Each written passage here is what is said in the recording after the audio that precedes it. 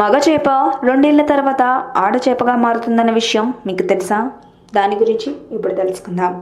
ఓ చేప పుట్టుకతో మగ చేపగా పుట్టి 2 ఏళ్ల తర్వాత ఆడ చేపగా మార్పు చెందుతుందట. వినడానికి ఆశ్చర్యంగా ఉన్నా ఇది నిజం.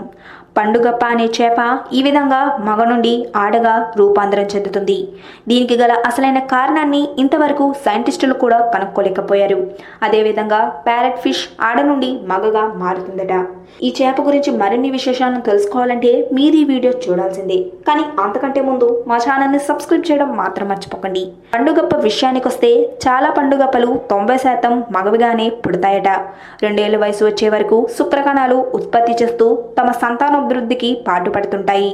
2 ఏళ్లు పూర్తి కాగానే శుక్రకణాలకు బదులుగా అండాలను ఉత్పత్తి చేయడం స్టార్ట్ చేస్తాయి. చేపలు ఎక్కువగా ఆడవిగా మారడం వల్ల అధిక సంతానోత్పత్తి అవుతుంది.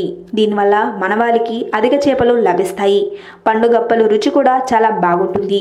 గోవా, బెంగాల్లో పండుగప్పలను పాన్ ఫ్రై చేసి ఒక రకమైన మసాలాలతో దట్టించి రుచికర రెసిపీలను అందిస్తారు. ఈ వీడియో కనుక మీకు నచ్చినట్లయితే లైక్ చేయండి, షేర్ చేయండి. మరిన్ని లేటెస్ట్ అప్డేట్స్ కోసం మా ఛానల్ని సబ్స్క్రైబ్ చేయండి.